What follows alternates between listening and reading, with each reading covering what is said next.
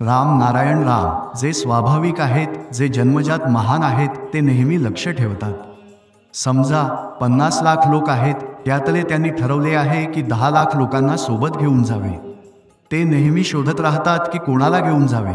कोणाशी प्रेम आहे, फक्त प्रेम आणि काही नाही, फक्त त्याला डब्याप्रमाणे खेचून घेऊन जातात.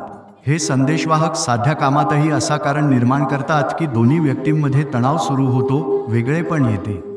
इथे वातावरणात पैसे, काम, मुलगा मुलगी यामध्ये गैरसमज निर्माण होतात. पण जेव्हा ते पर्वत हिमालयात जातात तेव्हा तिथे मुलगी किंवा पैसे यामुळे गैरसमज निर्माण होऊ शकत नाही, तेव्हा ते दुसरा मार्ग शोधतात. हे घडते जेव्हा ते एका व्यक्तीला प्रेम करतात, त्यांचे प्रेम पाहून आणखी 40 लोकांना मंजुरी मिळत आहे, तेव्हा संदेशवाहक त्यांच्यावर हात ठेवत नाहीत, ते फक्त एका व्यक्तीला लक्ष्य करतात ज्यासाठी 40 लोकांना मंजुरी मिळत आहे. त्यांच्यात दिव्यशक्ती वापरण्याची क्षमता नाही.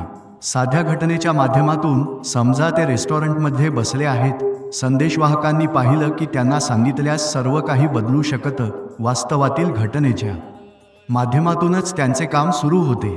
कामामध्ये प्रत्येकाने सावध राहणे आवश्यक आहे.